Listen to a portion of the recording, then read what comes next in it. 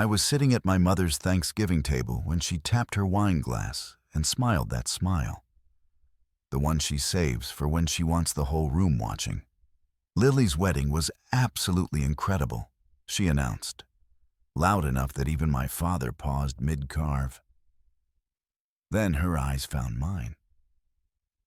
So, Kat, when's yours? A few people chuckled. My father's knife scraped against the turkey like he was suddenly in a hurry. Across from me, Lily sat perfectly still, watching me with that careful expression she wore when she knew something I didn't. Or when she knew something I was about to say. I set my fork down slowly. I already had mine, I said. 6 months ago, you all got invitations. The silence that followed wasn't just quiet.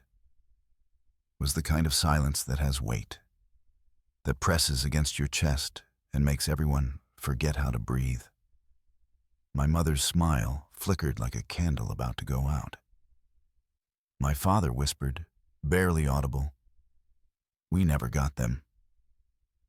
That's when I reached into my bag. And that's when everything they'd been hiding finally cracked open. Growing up, I learned early that my family operated like a theater production. There were roles, scripts, and one undeniable star. Lily wasn't just my older sister. She was the centerpiece, the one who made my mother's eyes light up, the one whose achievements lined our hallway in gold frames. I didn't resent it as a kid. I thought that was just how families worked.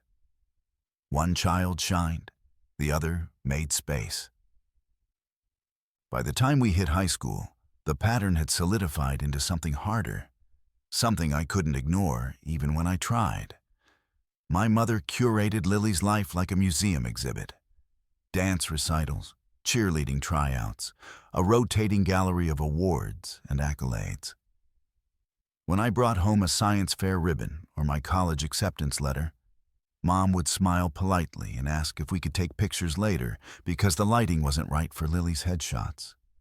I didn't fight it. I adapted. I learned to watch, to stay quiet, to survive in the margins.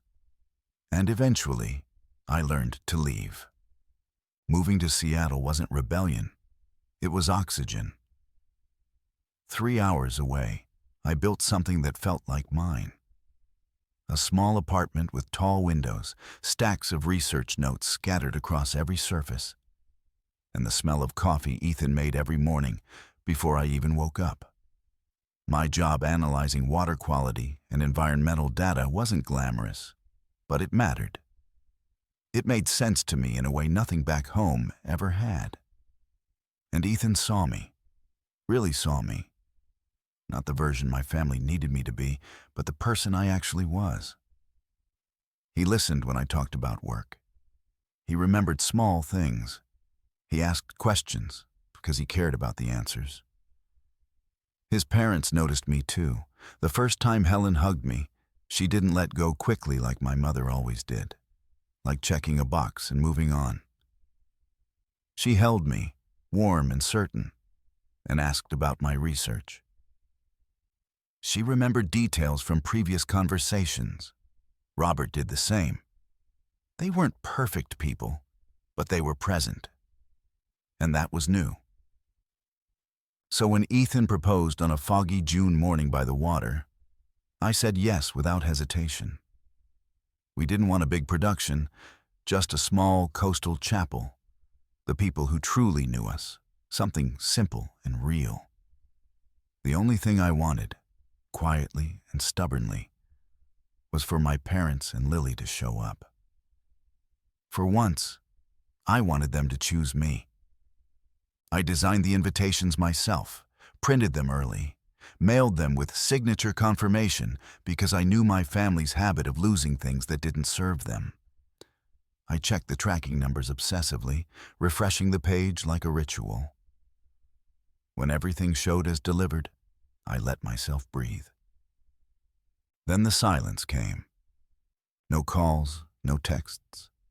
Not even a casual congratulations in the family group chat. Weeks passed. The wedding came and went. Still nothing. I told myself stories to keep from facing what I already knew. Maybe the mail got mixed up. Maybe they were planning a surprise. Maybe they were waiting for the right moment. But deep down, a colder thought took root. Someone didn't want those invitations to be seen.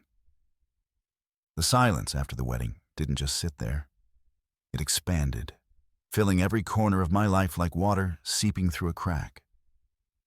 At first, I waited. People get busy, I told myself. They'll reach out eventually. But days became weeks, and the quiet turned into something heavier, something that felt deliberate. I tried reaching out. A call to my mother went straight to voicemail. A message to my father got a polite, "I'll call you back," that never came. The family group chat, the one we'd had since I left for college, didn't have my name in it anymore. I wasn't removed loudly. I was erased quietly. I mentioned it to Ethan one night while washing dishes, trying to sound casual. "Maybe it's a glitch," I said, though my voice gave me away. He dried his hands and looked at me. "Kat, did they ever respond to the invitations at all?" I shook my head. "Not even once." He didn't push. He just said, "Let's check the logs." He helped me navigate through email activity, something I never would have known how to do on my own. And there it was, the access log for the family email account. One invitation notice, opened and then deleted, permanently erased. The timestamp was unmistakable. It wasn't a glitch. It wasn't forgetfulness. Someone had gone out of their way to make sure no one saw my messages. The worst part? I already knew who. I could picture Lily standing in our childhood kitchen, flipping through the mail like she controlled the flow of information. She'd always been the gatekeeper, the one Mom trusted with appointments, the one Dad asked to sort bills, the one who screened calls and decided what was worth interrupting dinner for. If something passed through that house, it passed through Lily first. The more I thought about it, the clearer it became. She'd been preparing for her own massive September wedding. 350 guests, a designer gown, custom everything. Her entire identity revolved around the spotlight. My wedding, even small and quiet, had the potential to draw attention away from hers. And Lily never shared attention easily. Still, I needed proof. So I pulled up the tracking receipts. 4 packages, 4 signatures. My name as the sender, their address as the destination, and the signature at the bottom, one I recognized immediately. Lily's. I stared at the curl of her handwriting and felt my throat tighten. She hadn't just forgotten. She hadn't just misplaced them. She'd intercepted them, made sure nobody knew my wedding existed at all. Ethan touched my arm gently. "Kat, what do you want to do?" I didn't have an answer right away. Anger would have been easier. Rage would have made sense. But what I felt was something deeper, something sharp and old. A familiar wound reopening. What do you do when the people you love choose not to see you? Thanksgiving was coming.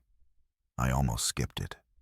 Almost let them keep pretending I didn't exist, but pretending was what built this mess in the first place. So I made a different choice. I went. And I carried the truth with me. Thanksgiving always looked perfect from the outside. White tablecloth, polished silver, a candle flickering in the center like it belonged in a magazine. But the moment I stepped through the door, I felt it. That old, unspoken tension settling over my shoulders, like a coat I never asked to wear. Lily was already posing for photos near the fireplace. her husband adjusting her hair like they were shooting a holiday card. My mother narrated every detail of Lily's September wedding to anyone within earshot. My father poured wine mechanically, his eyes already tired. Not one person asked how I'd been. Not one mentioned the wedding they'd all missed. I took my seat directly across from Lily. She didn't look at me. She didn't have to. Silence can be a performance, and she'd always been good at performing. Dinner began with the usual script. Praise for Lily's dress, her venue, her guest list, her connections. Every sentence was a reminder that they'd shown up for her, over and over, without hesitation. While they couldn't be bothered to acknowledge a single detail of my life-changing day. Then my mother tapped her glass.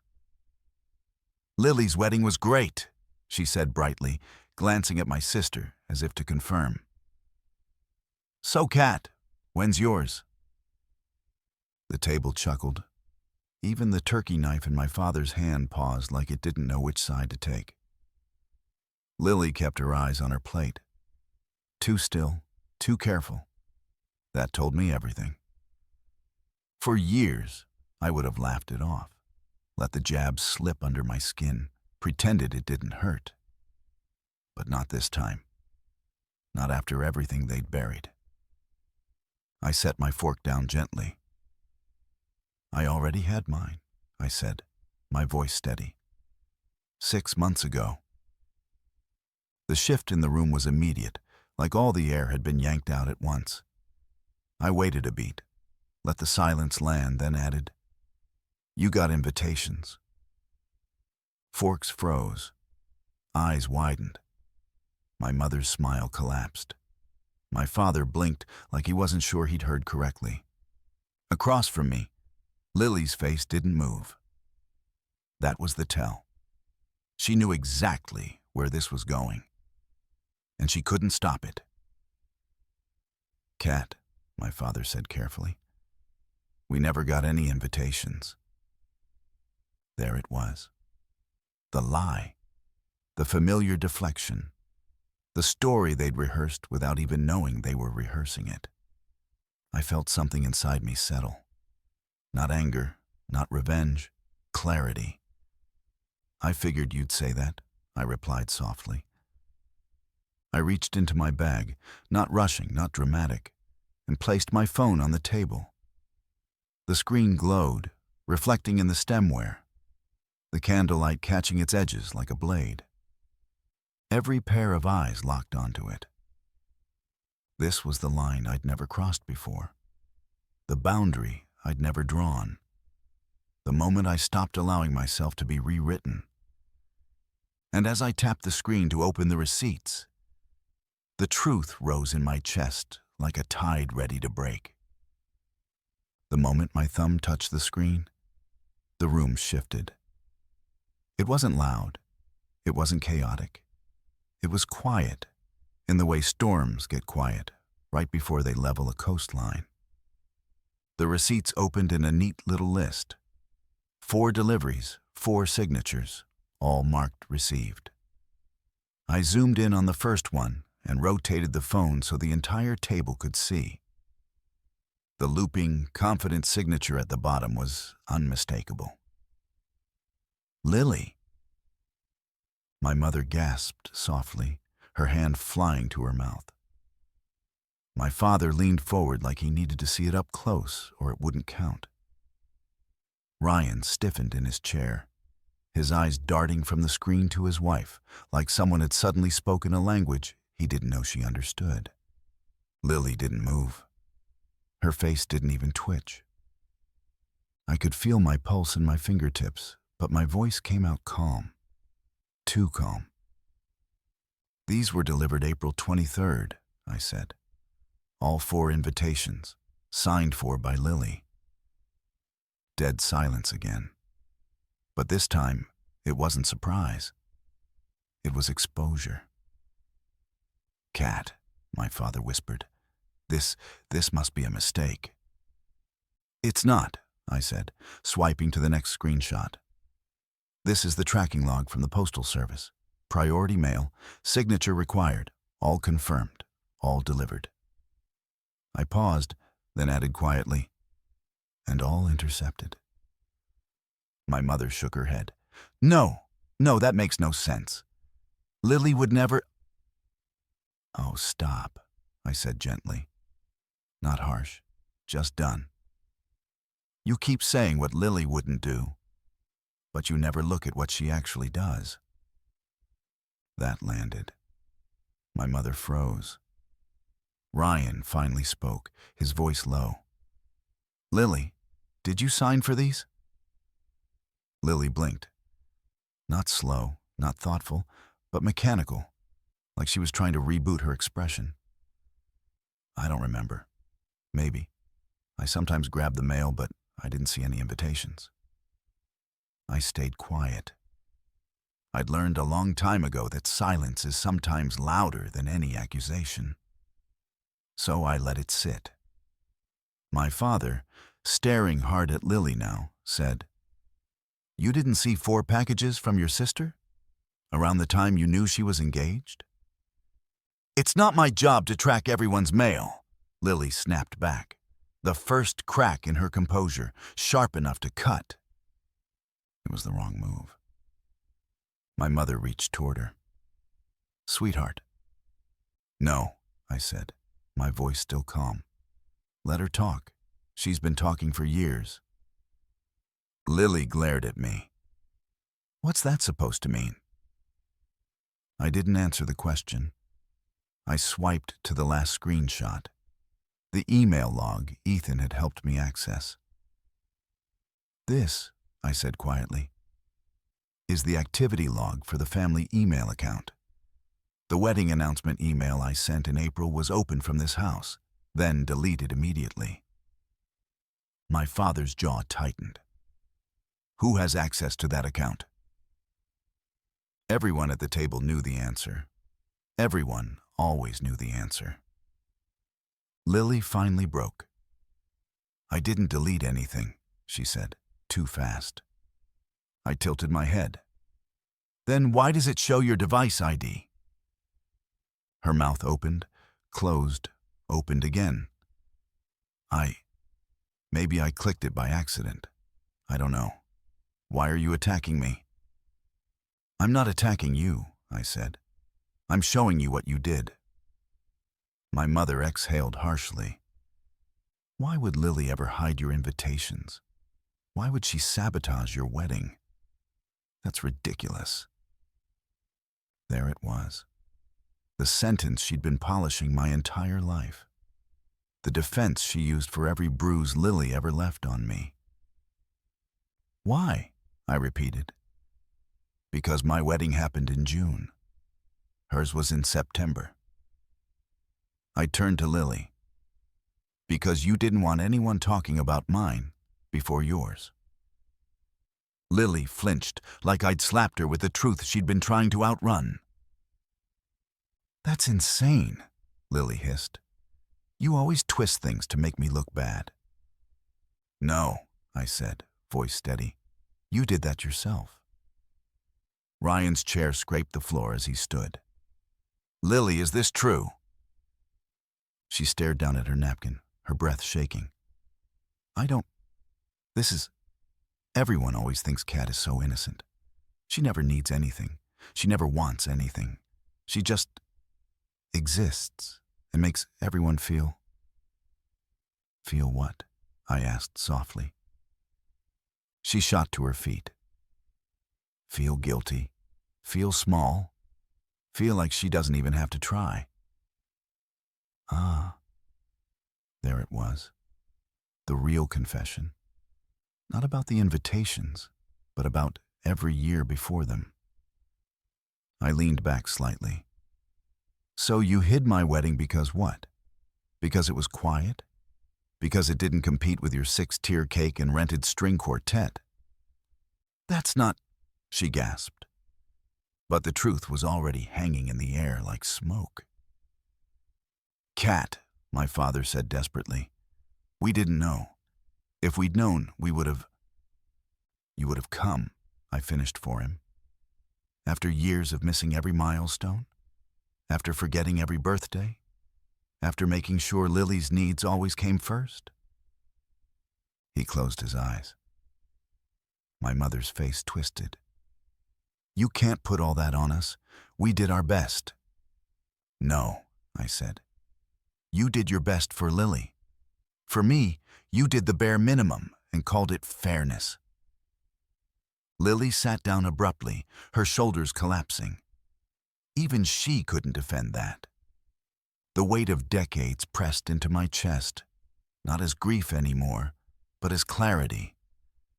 I looked at each of them, the people I had begged silently for years to see me. And I finally told the truth. I didn't lose my family tonight, I said. I just stopped pretending I had one. My mother gasped. Kat, don't you dare talk like that. Why? I said. Because it threatens the story you built? The one where Lily is perfect, Dad is neutral, you're the peacemaker, and I'm the problem? No one said you're the problem, Dad whispered. You didn't need to say it, I replied. You showed it, over and over. Ryan sank back into his chair, as if watching the pieces of his marriage rearrange themselves into a shape he didn't recognize. Lily whispered, Kat, please. That single word, please, carried years of fear, guilt, and the sudden realization that her control was gone. I stood slowly, pushing my chair back with a soft scrape. I'm done begging for a place at this table, I said. I'm done asking you to show up for me. I'm done pretending Lily's choices don't hurt. I'm done accepting your silence as anything but agreement. I took a breath. I'm done. My father stood too, reaching out. Kat, don't go. We can talk. We are talking, I said. For the first time, and for the last time, under these terms. My mother's eyes brimmed. We can fix this. You can't fix what you refuse to acknowledge, I replied. And you refused for years. I picked up my coat, feeling lighter with every inch. I pulled it over my shoulders. As I walked to the door, I heard Lily sob quietly. I heard my mother mutter my name like a plea. I heard my father say, we should have checked, we should have asked. But their remorse wasn't my responsibility anymore. I opened the door, cold air rushing in, and paused just long enough to say, you didn't miss my wedding. You chose not to see it. Then I stepped outside, letting the door close behind me. Not loudly, not dramatically, just firmly, a clean, final line drawn. And for the first time in my life, the silence that followed belonged to me. Ethan opened the door before I even reached it, like he'd been listening for my footsteps. One look at my face, and he didn't ask what happened. He just wrapped his arms around me and held on until the shaking stopped. No questions, no judgment, just presence. Something my family had never mastered. The next morning, his parents invited us over for breakfast. No ceremony, no pity, just warm food, real conversation, and the kind of attention that doesn't have to be earned. Helen squeezed my hand and said, "Your family here, not because you married my son, because you matter." A week later, Lily sent a long email. Therapy soft, apologetic, admitting more than I expected. I read it. I didn't reply. My dad called every few days. Small steps, careful steps. I let him try. Then he found one of my wedding invitations buried in a storage box in the garage. Proof of everything I already knew. He mailed it to me quietly, without commentary. That was the closest he'd come to an apology that felt real. My mother never reached out. And for the first time, that absence didn't feel like a wound. It felt like an answer. I used to believe family was something you protected, no matter what it cost you. But standing in my own home now, Ethan cooking dinner, laughter drifting in from friends who choose me every single day, I finally understood the truth. Family isn't who shares your blood. It's who shows up. It's who listens. It's who stays. And sometimes the bravest thing you can do is walk away from the people who never learned how to hold you. Our story has come to an end. If you've made it this far, how about subscribing to our channel? It helps us immensely. I've selected 2 other videos for you that I'm sure you'll enjoy. Feel free to click on them. I'll be waiting for you in the next story. See you soon.